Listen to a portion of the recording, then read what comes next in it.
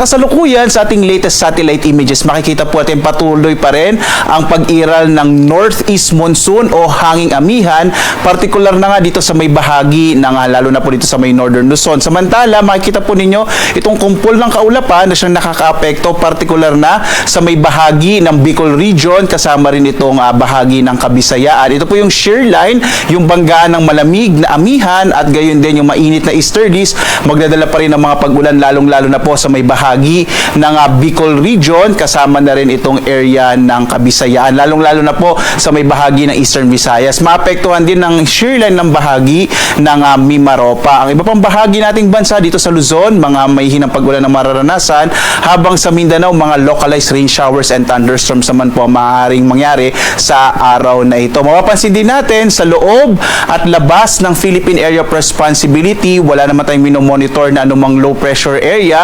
Maliit yung posibilidad na magkaroon tayo ng bagyo sa mga susunod na araw basta pinakahuling datos natin sa ngayon.